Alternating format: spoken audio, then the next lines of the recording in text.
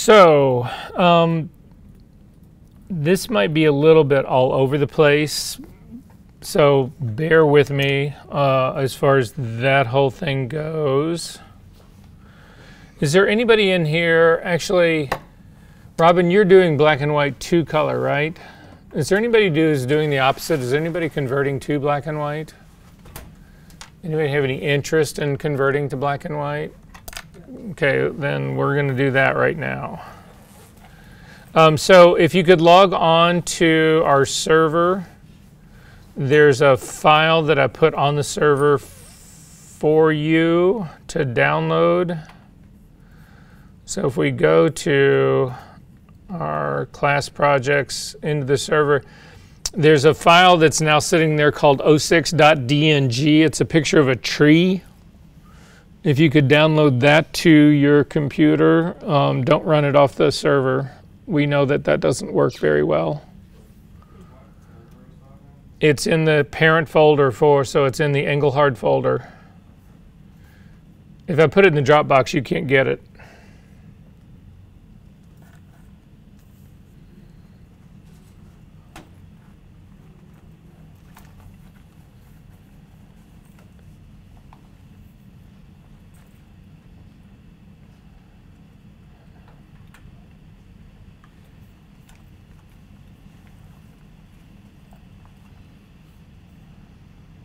And if you just double click it, it is a DNG, it's a raw file.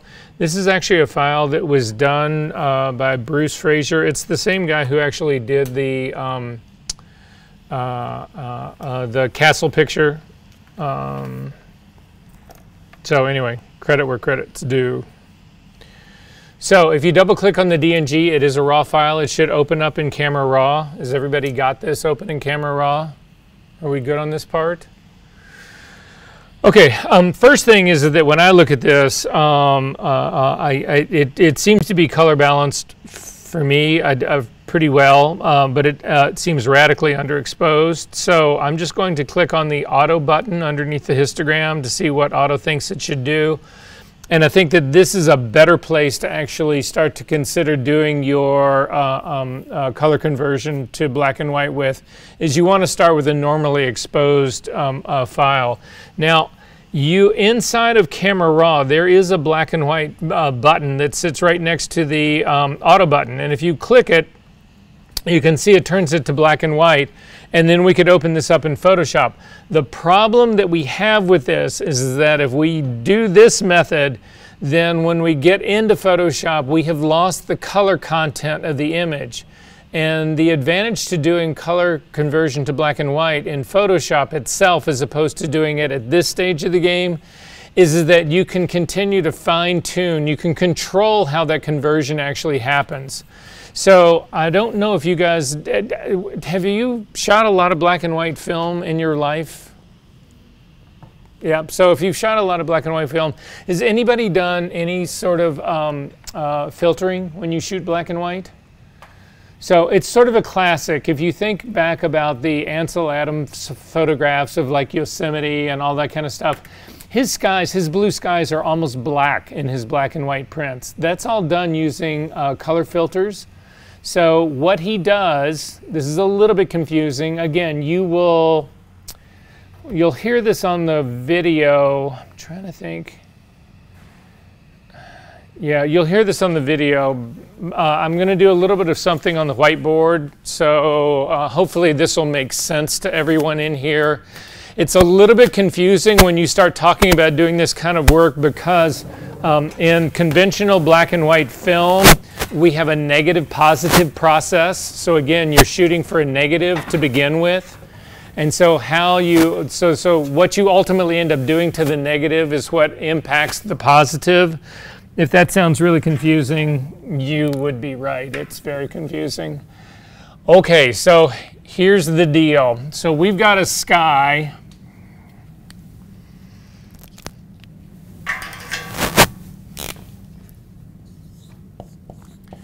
A sky that's blue. We're just going to make a big generalization about this, so I'm not going to get into what kind of blue it is. So we've got a sky that's actually blue.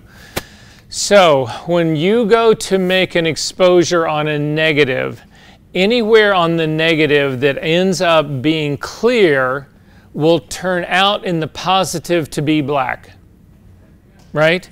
Anything on the negative that is black, when you go to print it, will turn out to be white. It'll be the page white. Nothing ends up happening. Does that make sense, everybody? So we need to think about this as the opposite process. So if I want a dark sky, what I need is that area of the negative needs to be clear, so that when I go to print it, that all the light through the enlarger hits the paper, hits the enlarging paper, and then when I process it, it comes out black.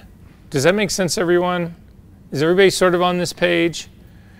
So what I need to do is I need to use a filter that's going to create a clear area of my negative in this space where it's actually blue.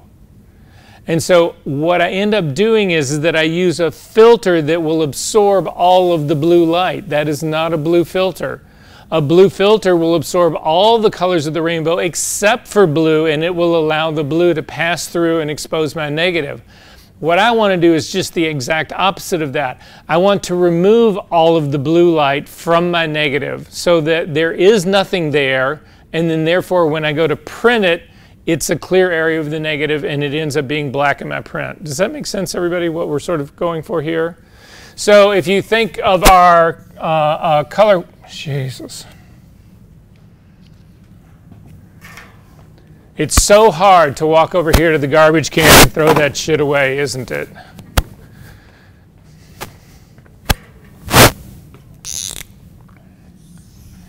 So if we look at our color wheel again, so again, red classically at 3 o'clock, green classically here, and then blue here, yellow is the opposite, cyan is the opposite of that, and then magenta is the opposite of this. So the trick is that if my sky, if I'm figuring out my sky is somewhere in this area right in here, in this cyan blue area right in here, the opposite of that is somewhere in this yellow red area in here. And so the filter, so what we're doing is that if you put this sort of red-yellow filter on your camera when you're shooting black and white and you shoot this blue sky, the filter absorbs all of the blue. No light in that area actually hits the negative. That area of the negative ends up being clear, and then when I go to print it, it ends up being black in my print. Does that sort of make sense? So if you want to do Ansel Adams' photograph, it is a very specific filter that he uses, or that he used because he's dead. It's a written 25A red filter. You can still buy them. Kodak made them forever. I think Kodak still makes it, or somebody makes it under Kodak's name, but that's actually the filter color. We can emulate that in Photoshop. The problem is that it's dependent on color. So again, all of this conversation that I just had about Ansel Adams photographs, it's all using a color filter to modify a piece of the color in the image to give him the proper negative that will end up with these dark skies. You can do the same thing. You can emulate this in Photoshop. You can actually emulate the filters in Photoshop to actually do this, but you can't do it if you don't have color. So if I do the black and white conversion here in Camera Raw and bring it into Photoshop, I no longer have the color information to do this with. So I am going to leave, I'm going to click on my black and white again. I am going to leave the auto adjustment on here because again, I don't want to, this is processing the file, which is a much better thing to do in Camera Raw on your raw data than it is to actually do this. Even though we could do this correction in Photoshop, you're doing it on a baked data in Photoshop, whereas here we're doing it on the raw data. So I'm going to go ahead and say open this as a smart object. Doesn't matter whether this is a smart object or not, to be perfectly honest with you.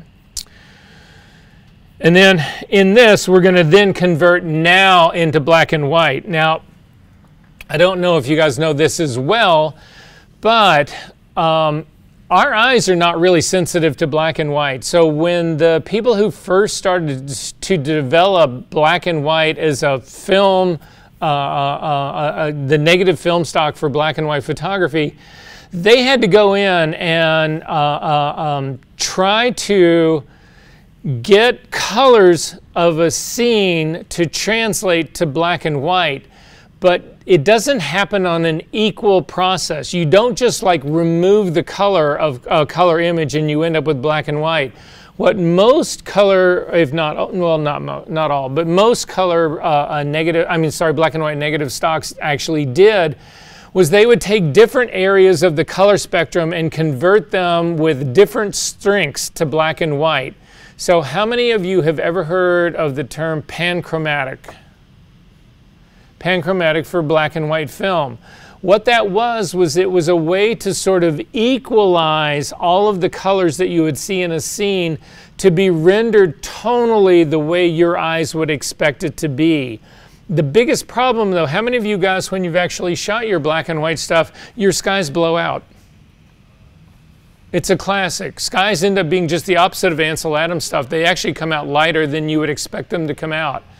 It's been incredibly difficult for them to come up with a way to actually have a black and white negative react to blue skies respecting the same intensity that you would have if you've got like trees and grass and people and all of that, all the other sort of like colors in that. So panchromatic was an attempt to actually have all the colors converted and still sort of maintain that luminosity of the original scene. But they still haven't gotten it. I mean, they still to this day haven't fixed it. Orthochromatic, how many people have heard of that term? So in orthochromatic, what that is that there are colors that are not reactive at all. So that's how you can actually, a piece of enlarging paper is an orthochromatic, has an orthochromatic response, and that's why you can have safe lights on in the darkroom, is because that paper is not sensitive to yellow or green light at all, or red light for that matter. So it's very specifically excludes that spectrum from its sensitivity. Does that sort of make sense? All of this to go to say that you can recreate how filters work in doing these black and white conversions in Photoshop. So to do that, we're going to start off, we're going to add an adjustment layer on top of this, and the adjustment layer that we're actually looking at is black and white. And when you do this, you can actually see that there's a scale in your properties panel right here that has different amounts. So you can see the reds are at a 40, the yellows are at a 60, the greens are at a 40, the cyans are at a 60, the blues are at a 20, and the magentas are at an 80. All of these are trying to say, how are we going to adjust the colors that we've got in our scene to give you essentially an image that respects the luminosity of the original image, that gives you the brightness that you would expect. And you can see the blues are the most deficient of them all, and that's because, again, in this whole black and white adjustment world, getting blues tend to be much more aggressive when they actually hit a black and white negative. And that's why your blue skies normally blow out, is just because, again, the negative film is hypersensitive to blue. It's more sensitive than it should be.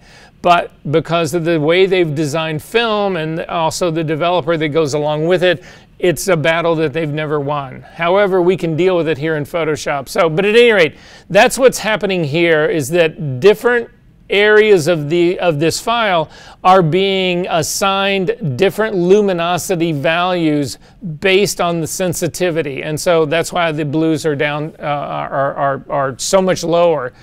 However, we can actually use this now to impact ultimately to impact our image. So to do this, if you click on the little targeting adjustment tool, so it's the little hand that sits up at the top right under the word preset, and it's the hand that's got the arrow pointing both ways. If you click on that and come over onto your image, again, what is happening now is that even though we're seeing this image in black and white, Photoshop understands the color that's underneath this. So I'm going to go up here to the very top. I'm going up to the sky that's up at the very top. It's a much more saturated blue up there. I'm actually going to click on that area and I'm going to drag to the left. And what I'm doing is that if you can see right now, the blues right now were a positive 20. I've now drugging them. Is that even a word? No, it's not even close. I spent 8 years in Italy. I didn't learn any Italian, but I forgot all of my English. So I'm now just this sort of babbling thing in the middle that it's just, anyway.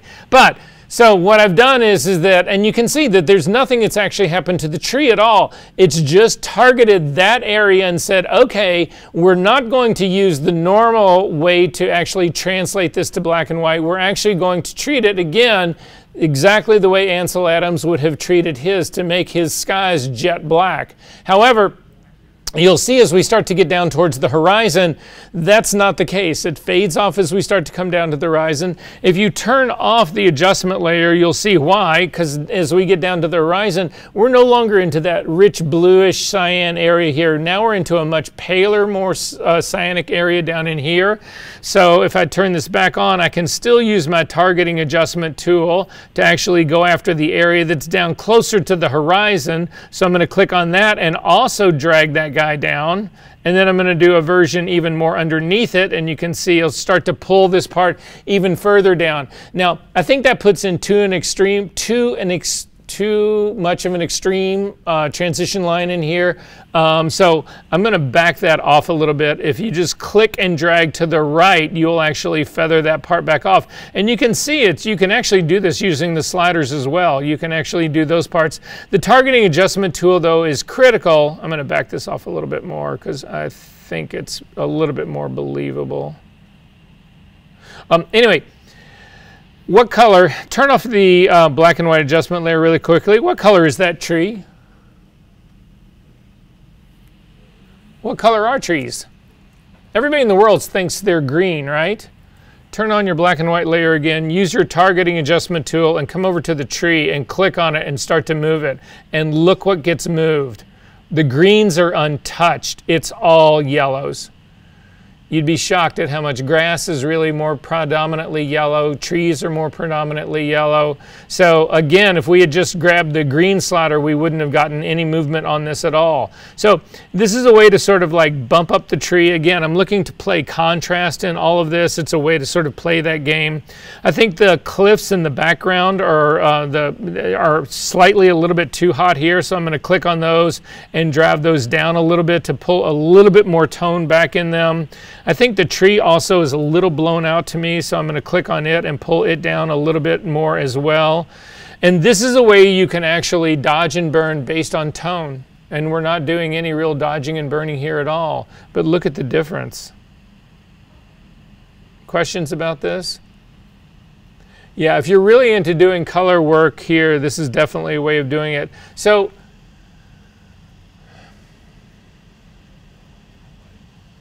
I'm going to leave that here. I might revisit some of this. I might take this to the next step if we have enough time. Alrighty. You can close this up. You don't need to save this.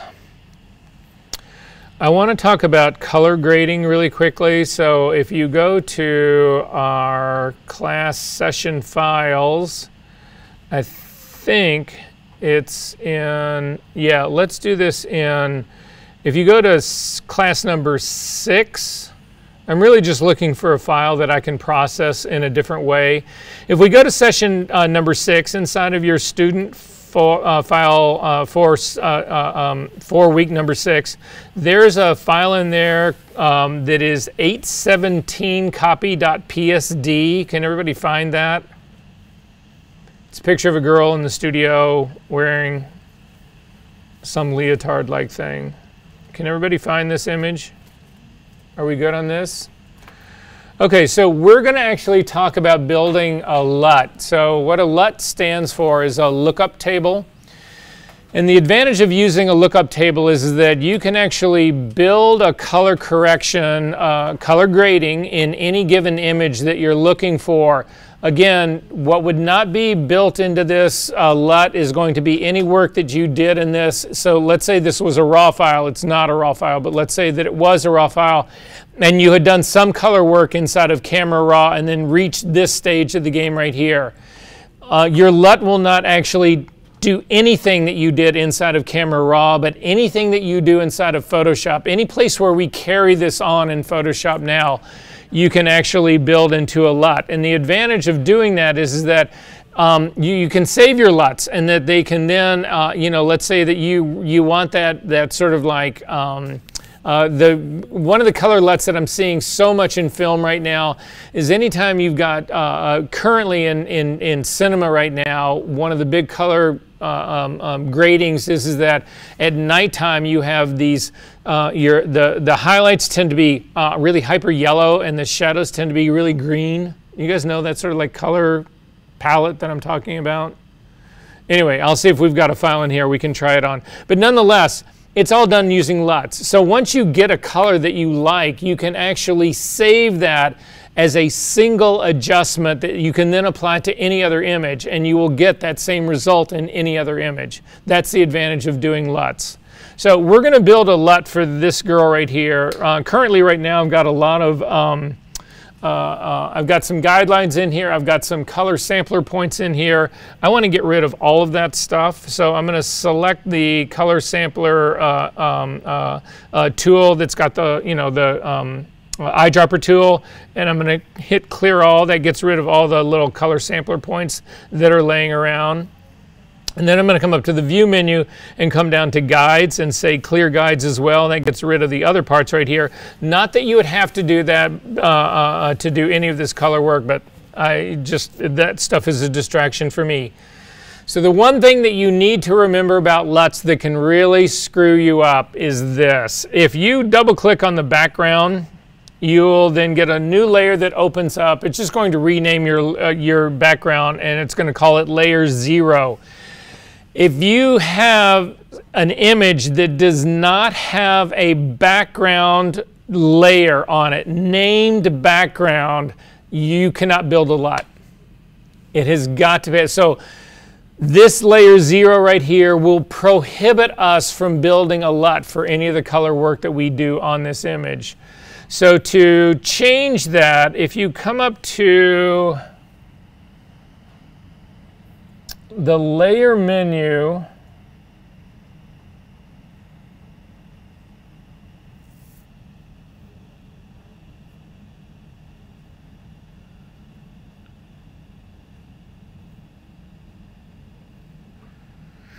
there used to be, in the menu right here, there used to be a thing that would allow you to immediately rename your layer as background. In my case, it's not in here. Yeah, it's not in here. So at any rate, you would then have to simply go in here and rename this as a background layer. And again, it just has the name background. In our case, we can just hit Command Z to go back to it so it's actually named background. But you would make sure that you actually had this thing called background as a layer in here, and then you can build a LUT based on this. So to build the LUT, we're going to do just a couple of weird things just so that you can sort of see how this ultimately works. The first thing that I'm going to do is I'm going to add a black and white adjustment layer to this. Now that turns it into black and white, and that doesn't really help me out. Again, a color lookup table is really based on color. This still has color in it, but I'm going to change the blending mode of this black and white layer from normal down to luminosity. So this goes along with our ability to then use the colors that are in here to change what we see happening here in the image. It's now going to adjust the luminosity. To see what that means, click on the targeting adjustment tool, come over, and I'm going to just click on her chest and click, and I'm going to drag towards the right, and you can see it's targeting the reds. It's not targeting the yellows here, so it's really reading her skin tone as primarily red. And you can go ahead and leave her pretty paled out like this. Again, I'm looking for some sort of odd, weird coloring happening in here. Then I'm going to add a curve on top of that. I'm just doing random stuff just to, again, build a little bit of interest in here. I'm going to split tone this curve. To do that, I'm going to click on the drop-down menu of my RGB channels. I want to select the blue channel by itself.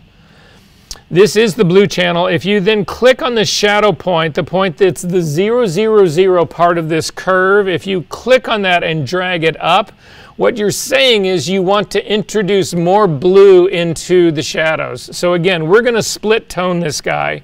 I'm then going to go up to the highlight point, the 255, 255 up at the very top. I'm going to click and drag that down. And so now what I'm doing, I'm actually going to push the shadows up even more.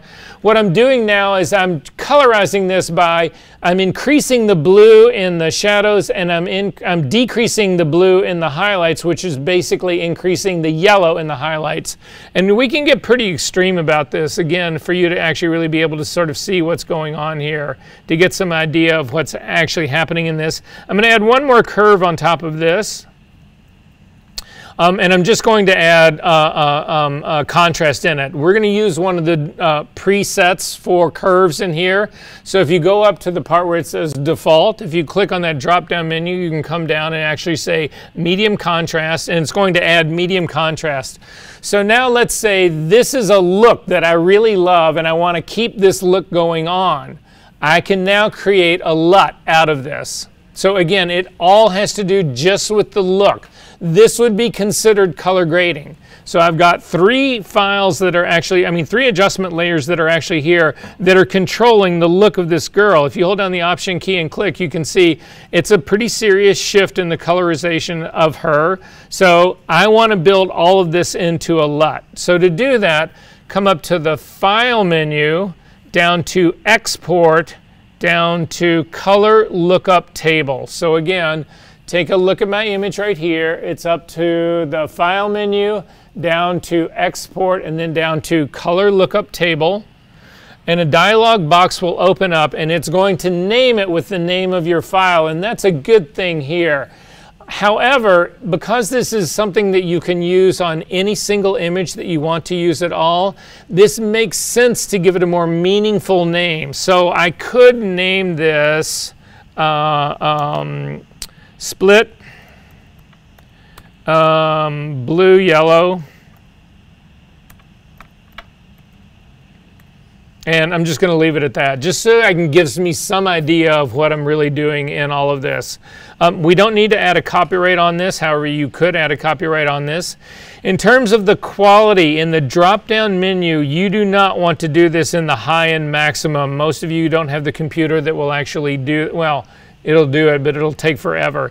Medium is more than enough for in terms of the data points that you need to actually build this lookup table. So go ahead and select medium. It will change your number of grid points automatically for you. And then in terms of the formats, depending on where you're going to use your LUT, you would use different formats for this. Different programs require different ones. However, if you use the cube format right here, it will work in pretty much the entire Adobe suite. Don't quote me on that one, but I'm pretty sure. I know it will work in Photoshop. I know it will work in Premiere Pro. I know it will work in Illustrator. So I'm not sure. There may be some other Adobe program out there that doesn't support it. But so this is the general one that I do. So I'm going to turn off everybody except for the cube one and say OK. And then it's going to say, where do you want to keep this thing? And I'm going to say, okay, I'm going to actually keep this next to the file that I'm doing it with. So it automatically found my session 6 folder. So that's where I'm going to put it. You'll notice that the extension on this now is a .lut. Again, lookup table, and go ahead and click on it and say save.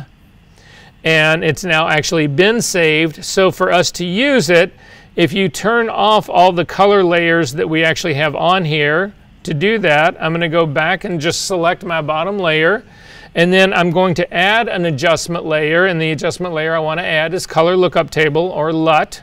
So click on the adjustment layer, and you can actually add Color Lookup. And when you add a color lookup table, it comes on. Again, it's got a layer mask, just like all the adjustment layers do. But you'll notice up at the very top in the Properties panel where you can actually load the 3D lookup table file. So if you click on the very top one, you will actually get the, there's a set of preset LUTs that already exist. If you want to see what they look like here, you can simply try. So this bleach bypass look, that's what it looks like. That's what it does to this file, and it will do it to every file. But I'm going to click on that drop down again and come up to Load 3D LUT. And when that happens, it'll open up a dialog box. You want to navigate to the folder that you saved your 317 copy cube in and click on that and say open. And this will now give you, recreate that same look that we actually just did in here. Make sense? Really quickly, I want everybody to go to our session number 2. We're going back to the red Corvette.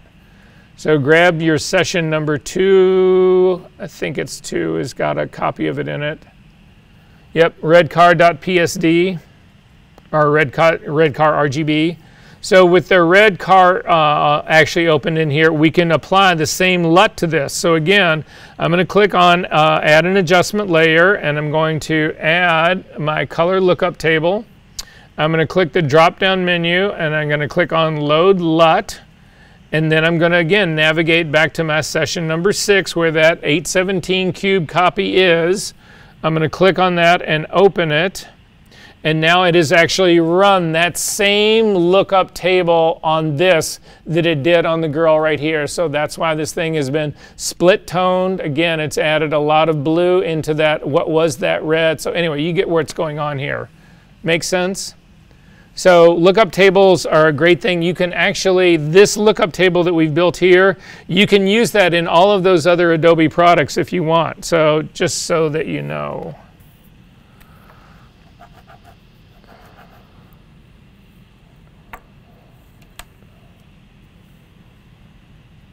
Robin, did you look at that handout that I told you to look at for hand coloring by any chance? Did it help you out at all? Okay, I just want to make you guys aware of this. We're not going to get into hand coloring today. It's actually relatively simple, but I need everybody to go to our class number, I think it's 14. It is number 14. There is a PDF in here called Hand Coloring. And if you simply click on it and open this up, it's only 2 pages long, and it's basically the way to go in and hand color a file. And the reason I include this one is that it's a beauty shot, whatever.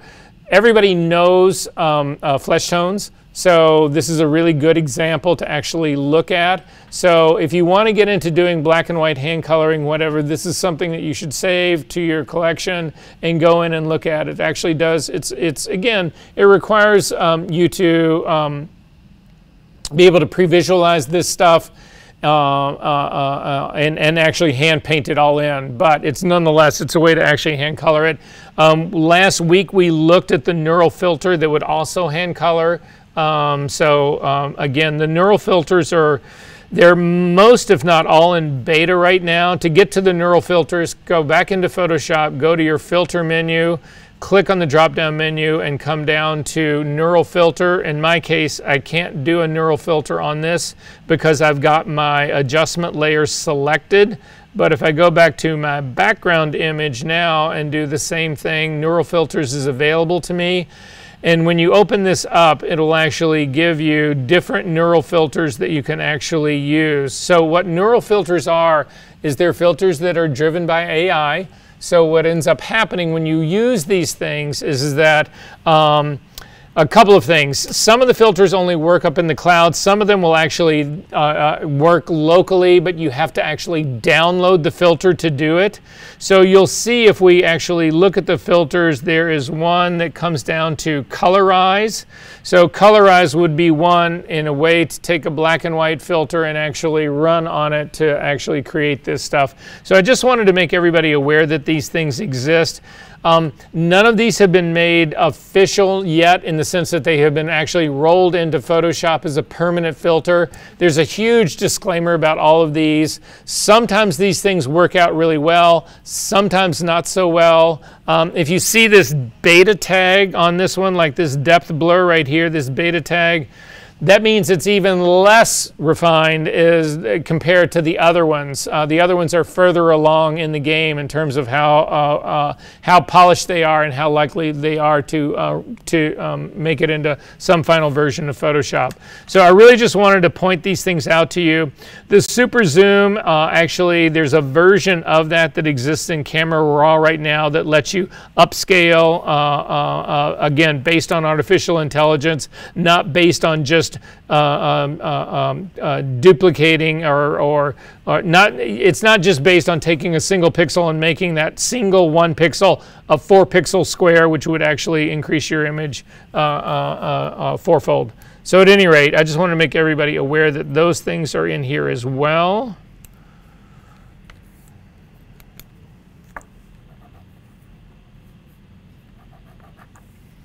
You can close all of this up.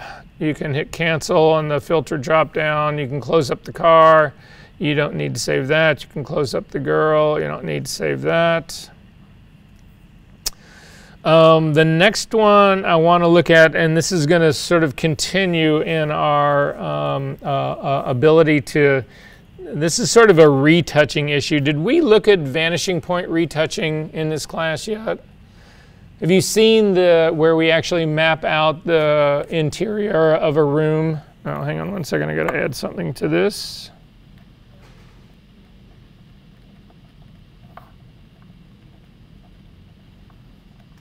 The interior. Have you seen the interior of the art gallery where we move the painting? Does that happen in this class yet? All right. So back to our class. I think it's in 14. Let me check and see.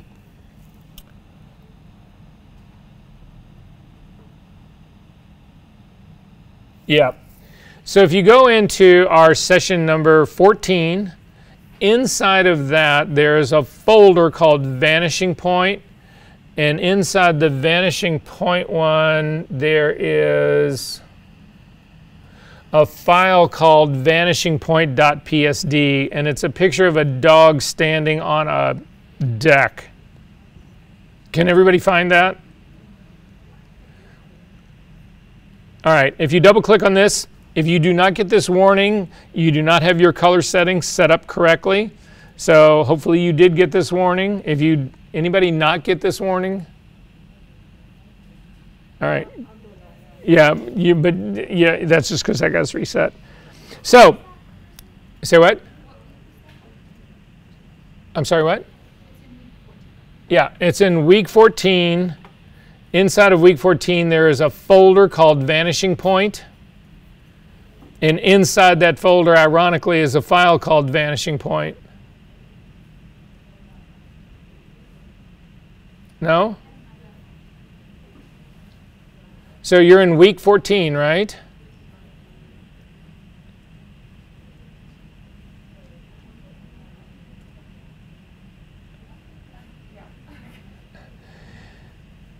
I should have a recording of that, of everybody's reaction. Oh. Yeah. It's all right. It's okay. It's all right. Doesn't matter. Okay. So back. So everybody's got the dog open, right? Okay, so I want to get rid of the brush that's actually sitting on the deck. How would you do that? Say what? I'm sorry, I still... It won't be content aware when you toss to delete stuff? You know, we can try that. I've never tried content aware on this one, so let's try it. So I'm going to hit Command J to actually make a duplicate of it. I'm going to hit the L key to get the lasso tool, and I'm just going to lasso around the brush, and then come up to Edit menu, down to Content Aware Fill. I'm going to take a look at what's actually being used on this, so you can see, if we take a look, yeah, not such a good job. Things are pretty wavy in here. I mean, clearly it's not a great job. But let's try and give it a little bit more help, because right now, because again, everything that's covered in green is being considered for the replacement. The dog should not be a part of that. Neither should be all the leaves in the brush tree, all the stuff over there. So I'm going to paint out all of the leaves. I'm going to paint out the dog. And I'm also going to paint out the hose that's on the back. All I want it to consider is the deck. And now if we take a look, makes it even worse. So Content Aware is not going to do it for me. I'm going to hit Cancel to jump out of here, Command D to deselect. Instead, what I'm going to do is vanishing point, and vanishing point will allow you to establish the planes that exist in the image and then actually retouch in that space. So if that sounds very confusing, don't worry about it. It is very confusing, but when you see it, hopefully it'll make sense to you. So to use it, it is a filter, so come up to the filter menu and come down to vanishing point. Unfortunately, vanishing point is a very old, it goes way back in the earlier stages of Photoshop.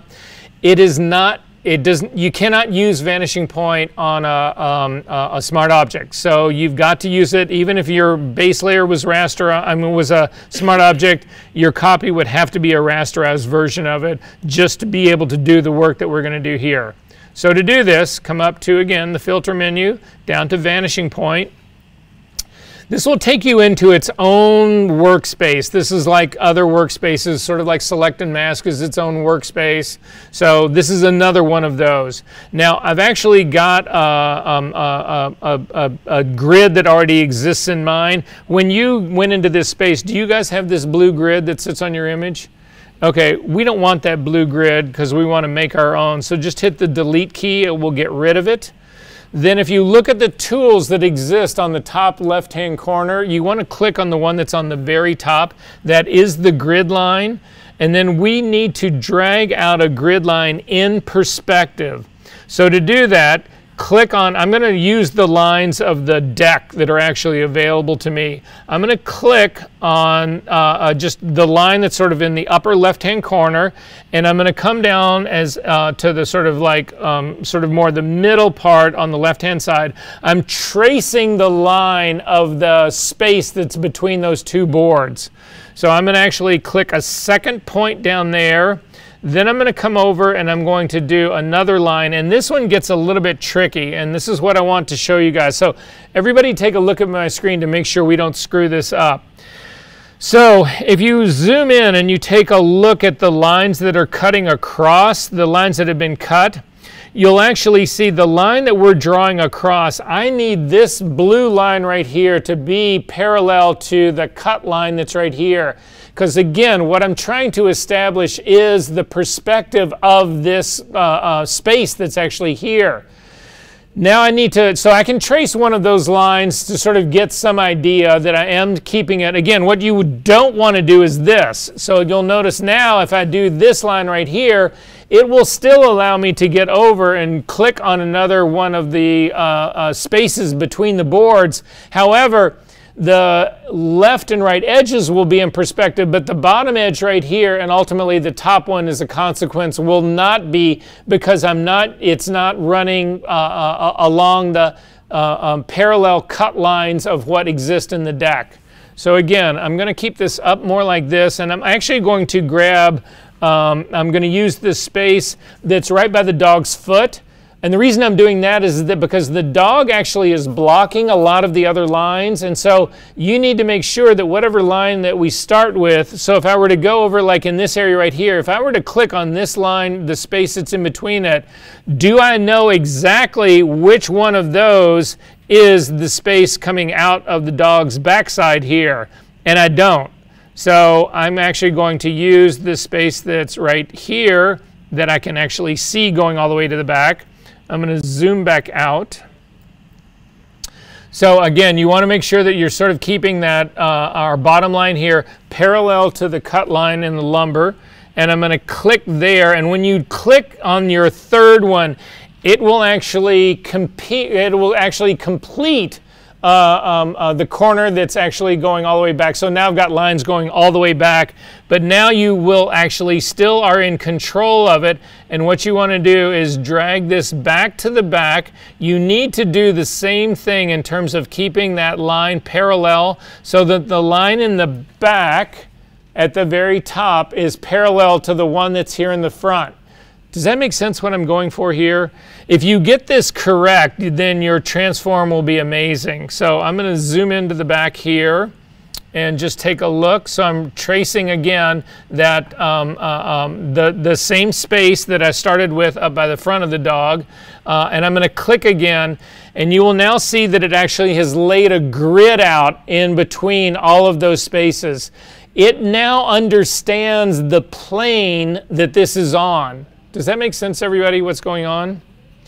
You need to now extend the plane. So if you come over to the, I'm going to come over to the left-hand side, and there's a control point in the left-hand side. I'm going to click that control point and simply drag it to the left, and I'm going to do the opposite and drag the other one to the right.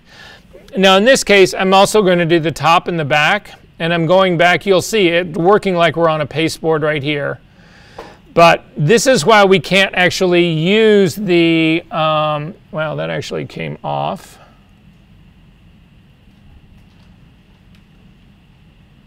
I'm going to line that up so again it stays in those lines. Yep. So now I've actually got something that's describing the flat plane, and you'll notice that the squares in the back are a little bit smaller, the ones in the front are a little bit larger. This is why you can't use the conventional clone stamp tool in Photoshop, is that the boards, because the boards that are in the back by the hose that are in the top of the image, whatever here, the boards are smaller because they're further away from the camera. The boards that are up here in the front are larger because they're closer to the camera. So if I use just a regular clone stamp tool, it wouldn't work for me at all, because I would start with the area that's here in the back, but as I'm going up here to the front to get rid of the brush, it would need to make the brush, it would need to make my clone stamp area larger. So that's what happens here in working with the Vanishing Point tool. So now we can actually use the clone stamp tool. So if you go back over to the toolbars that are on the left-hand side, you can click on the clone stamp tool, and it works just like a regular clone stamp tool does. If you hover over the image and hold down the Option key, and I'm going to then, again, to try to line this up, I'm going to click on the space between, so I'm up sort of by the area of the hose. I'm going to click a sample point up there that's right again on the line between the boards so that I can line the line to line things up. So I'm going to click and it actually sets a point there, and then I'm going to come down to the area that's right underneath where a new board starts. You can see, you'll get a preview of what's actually happening, and you just need to make sure that your spaces are lined up. Mine's a little bit off, and I'm going to click and then simply drag across this, and it clones out. So I'm now cloning actually in perspective, and it is gone. And then say OK to that, and you've actually removed it. Now, there's areas that are somewhat problematic in this because I didn't bring it down enough. So you can see a pretty sharp area where it fades out. You can do all sorts of things. Ironically, if you go back into Vanishing Point again, the grid is still there, and then you can continue your work. Again, you would have to reset a new clone stamp tool. So I'm going to actually come up here and start it a little bit larger. Option key, click to set it up, and then try to continue this down and feather it out a little bit if I can. I would probably try to feather that more actually inside of Photoshop, then extend it here in Vanishing Point. Or I would actually change my hardness of the brush to make it much, much, much softer to do it, and pretty much do the process over again. Does this make sense, everybody, what's going on here? All right, so we can say OK to that. You can close up the dog. We don't need to save the dog. The next file I want you to go after, though, it's in the same folder. It's in the Vanishing Point folder, and I think it's Gallery Space. So can everybody find, again, it's inside the Vanishing Point folder of number 14. It's called Gallery Space. Double click on that. So it looks like, you know, art gallery, that kind of stuff right here. So I want to actually do some changes in here. I'm just going to show you how I would map out this space, and then I'll show you all the things that you might be able to do in here, and then we'll sort of go from there. So the first trick again is to make a copy of this, Command J. The second one is we're going to do the same filter, so up to the filter menu, down to vanishing point. And in vanishing point now, we start the exact same way we did before. So again, I'm going to click on the grid tool that's on the top left-hand corner. And in this case, you need to be careful how we establish this part, because you can see that the walls that are on the gallery walls themselves don't actually reach the entire ceiling. I can use some of that to my advantage, but I need to be wary of the area that actually is set back. So you can see, if you look at the back wall, there's an area, the back wall sits a little bit proud of the back wall of the true building room. And again, that's typical of a lot of gallery walls. But nonetheless, I just want to make everybody aware of that part. So I'm going to start off in the beginning with the corner back there. I'm not going to go up to the top of the ceiling. I'm going to do it based on the gallery walls, not the ceiling. So I'm going to click. I'm going to come down to the bottom corner, again, tracing the line that goes all the way in the back. I'm going to click again. Then I'm going to come out to don't come out too far, because we need to set a point on the very top. And you'll see you can't actually set a point any further than this, than where the top of the wall actually leaves my image on the very top. So I'm going to actually click a point up there. And then, yeah, that's not going to work. So I'm going to hit the delete key to get rid of all of that, and we're going to start this in a completely opposite way, because I want to get, I don't want to have to eyeball the point that's up at the top. I want to be able to select it. So instead, I'm going to start at the intersection of the two gallery walls at the bottom. I'm going to click and drag up and click on the corner where the two are at the top. Then I'm going to come up to the top, almost where it starts to leave the, I start to run out of image. I'm going to click on that, and then I can come down. And what I'm looking for to come down here now, again, the line that I'm bringing down here, you could bring the line way forward out here. That's not going to describe that plane. That's going to pervert the perspective. But I can do it based on the edge of the painting. So again, I've got it parallel to the edge of the painting right now, and that should work for me. So I'm going to actually click on that line. You'll notice now it's in red. And the red part is telling me that it's warning me. It's saying this is not a perspective. This is incorrect. This will not actually work. So it means we now need to modify this. So I think my problem is that this lower point down here is actually coming out into the floor. So I'm going to click on that and start to drag it back in. And that didn't completely fix it. So then I am going to click on the point that's up at the top and drag it coming a little bit more forward and see if that fixes it. And that's not going to fix it. So I'm going to hit the delete key and start all over again, and I will start up at the top. Sorry. Oh, that took me completely out. Let me go back into vanishing point.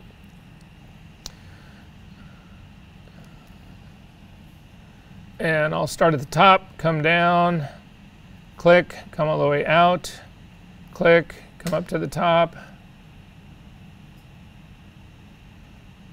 click, drag this bottom point out, and you'll see when it turns blue, then you are correct. So I'm now coming back, and I've just changed it to drag a little bit along those edges. So I've now actually got the point that I want in this, so I'm going to again click on that middle point on the closest edge to me and drag it forward. It will describe that entire wall. Then if I click on the point that's on the back wall now, at the intersection between this side wall and the back wall here, what ends up happening is that it thinks that this wall just is continuing further back in space. That's not what I want to do. I want to hold down the Option key and click on that midpoint, or the Command key. It's the Command key, sorry, not the Option key, the Command key, Control key on Windows. And I can start to drag along to describe the back wall, and I'm going all the way over to the side that's over on now to my right side. Then I'm going to come up to the center point there and hold down the Command key and click and describe the space that's actually coming closer to me. Now we can still extend, because it didn't reach the bottom of the floor here, I can still extend this to bring it down to the bottom of the floor. I can also describe the floor, so if I hold down the Command key and click, I can actually drag this all the way across the bottom of the floor. Then letting go of the Command key, I can click in the middle part and drag it forward, so I've now described the entire floor. I can come back over to the right wall and just click in the middle of the wall, and it gives me the grid on the right wall. Hold down the Command key and click and drag across to describe the ceiling. And then again, without the Command key, simply drag it out so that the entire grid covers the ceiling. Now I've got a grid that's actually on every single position on this wall. I've got a little space that exists on the floor one, so I'm going to click to make the floor active and then drag the back point back till it touches the back wall. So now I've described everything. If I click back on my foreground, on the left wall right here, I can see I've got the left wall. In the tools that you've actually got now, I'm going to do the selection tool. It's the marquee tool. If you click on the marquee tool, you can come over. What I want to do is select the entire painting. Now, it will know, because I've described this space, the marquee tool will understand. It will actually drag out in perspective. So you'll see as we start to move from the front of the image to the back, it's actually going to change. You need to make sure though that your tool is large enough to actually select the entire thing. So I am going to select the entire painting. You want to make sure that you select the shadow as well. So I've got the entire painting selected. Now I'm going to do a copy and paste. And so again, you use the keyboard shortcuts to do this. I don't know, it doesn't, the controls that we've got in here right now do not give us copy and paste, so I can't use the edit menu, but I can use the keyboard shortcuts. Command on Macintosh, Control on Windows, Command C to copy, Command V to paste. Now this has actually been pasted, but it's been pasted right back into its spot. If we now hover over the painting, you should get a little arrow. If you click on that arrow and now move, you will see that you can actually, we're moving a copy of this image now in perspective, but look what happens. You can actually drop this onto the back wall and it changes. Oh, it gets crazier.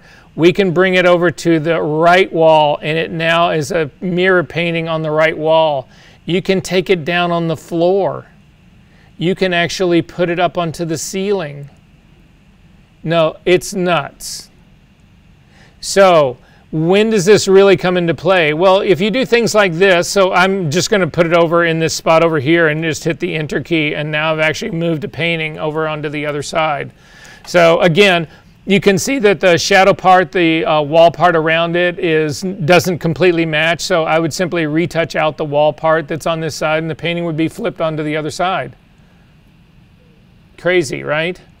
And not only flipped on the other side, but turned in a way that the painting would actually be on that wall. So it's the opposite front to back of the one that's on the left-hand side. It's the mirror, which it would be. So when does this really come into play? Well, if you get into any sort of retouching situation where you've got some repeating pattern that you're trying to deal with, I had a person in here who did this whole series of photographs in a pink bathroom, and it was just, it was those like 4x4 inch tiles, pink tiles. The entire room was pink tile. The floor, the ceilings, the wall, everything was pink tile. And it was all in perspective, and she was trying to retouch stuff out of it and put stuff into it, and she couldn't do it at all, and this is how you ultimately ended up doing it. Now, you can use whatever is on your clipboard. So if really quickly, I'm just going to go to my File menu. I'm going to do Open. Let's open up the Vanishing Point file that's got the dog in it. I'm going to do a quick selection of just the dog. So again, this is just going to be down and dirty, but you'll get some idea of what's going on. Let's try the Object Selection tool, and I'm going to come over and click on the dog.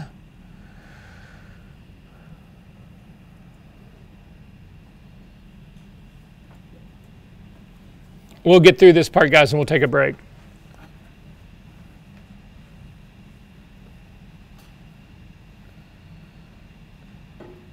So I've got the dog selected now. I'm going to keep the dog selected. I'm going to do Command-C to copy it. I'm going to go back to my gallery painting. I'm going to go back into Filter, Vanishing Point. I'm going to click on the left wall again and hit Command-V to paste. And it doesn't look like it copied the dog, so hang on one second. I'm going to go back in to the dog, and instead of doing that part, I'm going to use the quick selection tool and copy the dog.